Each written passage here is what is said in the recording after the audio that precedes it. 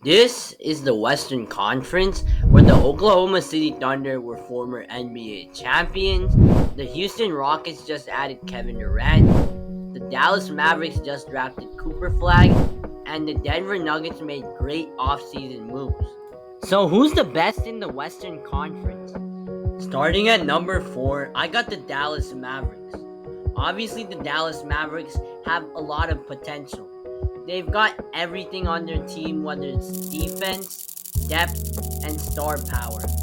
However, this team will be without Kyrie Irving for half of the season, and when Kyrie Irving comes back, they might have chemistry concerns.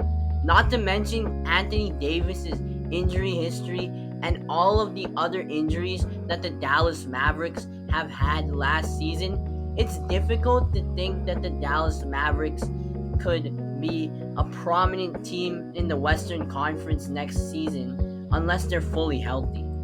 However, if the Dallas Mavericks are healthy come playoff time, I think they could be a major threat to other Western Conference teams and even possibly make the conference finals.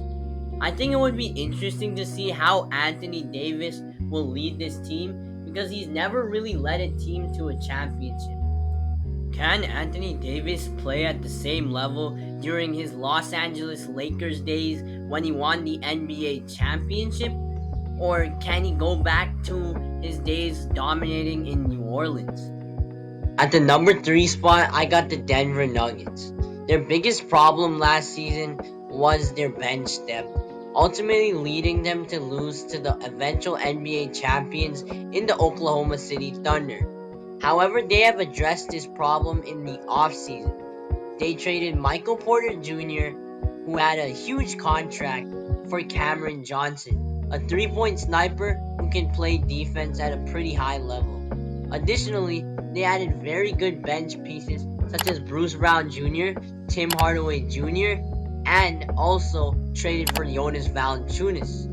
Last season, the Denver Nuggets were actually ranked 27th in the league in bench points per game during the regular season. They relied too much on Nikola Jokic to produce, and so now that they've improved their bench with a microwave scorer in Tim Hardaway Jr., who actually was impactful in the playoffs for the Detroit Pistons last season, Bruce Brown, a 3-and-D player who helped the Denver Nuggets win the NBA championship in 2023, and an actual backup center for Nikola Jokic and Jonas Valanciunas, the Denver Nuggets now have a team that can compete for the NBA championship.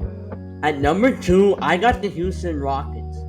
I believe they slightly edge out the Denver Nuggets because they got a much better defense than Denver while also having pretty good depth. They made their offense much better by trading for Kevin Durant. Even though they gave up lockdown defender and Dillon Brooks in this trade, what they did in the offseason made up for it. Houston signed Dillon Brooks' replacement in Dorian Finney-Smith, one of the best 3-and-D defenders in the NBA. He fits in perfectly with Houston's defensive identity. Additionally, the Houston Rockets also signed Clint Capella, getting them even more big man depth and improving their rebounding. The Rockets now have a great defensive identity with Dorian Finney-Smith, Kevin Durant, Jabari Smith Jr., and the Terror Twins in Amen Thompson and Tari Eason. Their weakest defenders are Fred VanVleet and Alperen Sengun, but they are average defenders, so they are passable defensively. The Rockets also have a good mix of veteran leadership and youth. They have Kevin Durant and Fred VanVleet, two players who are very experienced in the playoffs, while they have great young players in Jabari Smith Jr. and Reed Shepard, guys with tons of potential. In his sophomore season, I expect Reed Shepard to shine off the bench, while the Rockets also have other guys such as DFS, Tari Eason, and Clint Capella, making their bench depth one of the best in the league. At number 1, I got the Oklahoma City Thunder.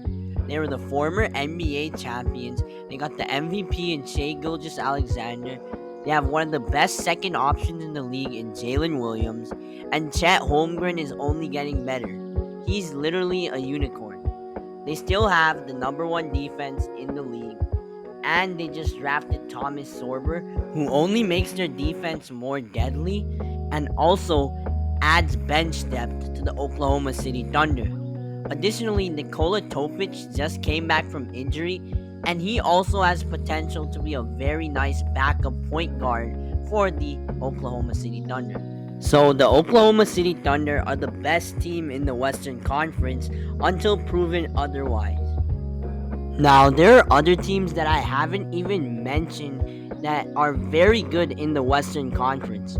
For starters, the LA Clippers just traded for John Collins, signed Brook Lopez, and even signed Bradley Beal on the minimum. Additionally, the Minnesota Timberwolves have Anthony Edwards and were just in the conference finals in the playoffs this past season, while the San Antonio Spurs have Victor Wembanyama, the unicorn. They just drafted Dylan Harper. They had the Rookie of the Year in Stephon Castle, and they also have De'Aaron Fox.